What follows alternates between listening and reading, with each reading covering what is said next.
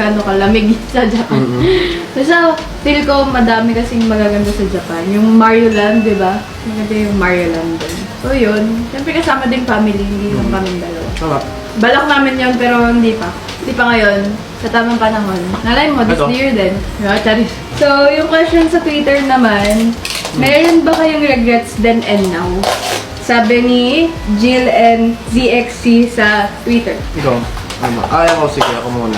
Mga regrets ko lang naman, yung mga, kasi dati hindi ako tumatanggap ng mga opportunity. Like, sa mga Gmail, marami nag-i-email sa akin ng mga brands, pero hindi ko siya tinatanggap. Bakit di mo tinatanggap? Well, sa tingin ko nakikita ko lang yung sarili ko as for fun lang sa TikTok. Kasi doon ako nagsimula sa TikTok doon ako.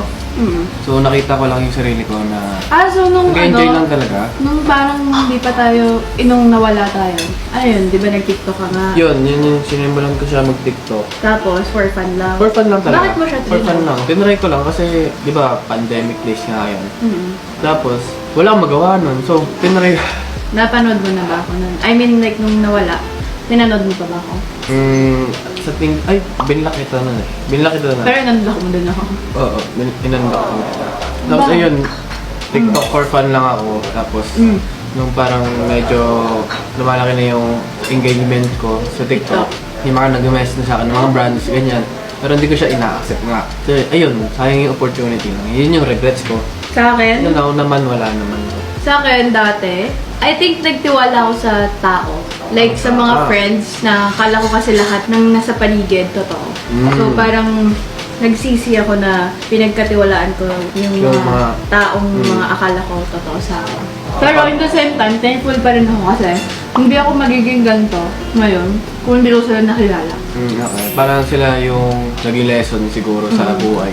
Ay, wait lang hindi to sponsor guys Oo nga pala. Hindi pala Di ba ito sponsored? Oh, sorry. Next question. So, Conservative ba si Kuya Piloso? conservative. Oo guys, conservative siya. Bakit? Para siyang kuya ko na na daddy ko. Kasi ganun din si daddy. Basta yung mga sinusuot ko, kanyari pag maiksi, sabihin niya so na maiksi yun, palit. Uy, pero okay lang yun guys, kasi pero sabihin nun, meron siyang concern siya. Siyempre, siguro nai-respect niya ako na Pero kasi, alam mo, tama naman yun na maging concern lang siya. Pero kasi maraming nag-a-against dun sa ginagawa ko. Or kahit sa ibang tao. Sa akin, hindi ako against. Okay lang sa akin. Maraming against dun kasi parang pinipigilan na naging malayo yung parang jowa nila na magsuot ng ganun daw, ganyan. Pero, dami na nag-question kung mag-jowa na ba. Hindi pa. Hindi, syempre. Hindi pa. Hindi pa. Hindi. Hindi pa. Hindi ba? Hindi pa. So, hindi pa guys. It depends on you. Kasi, di ba nga, katulad na ng sinabi namin noon, career muna. Tama.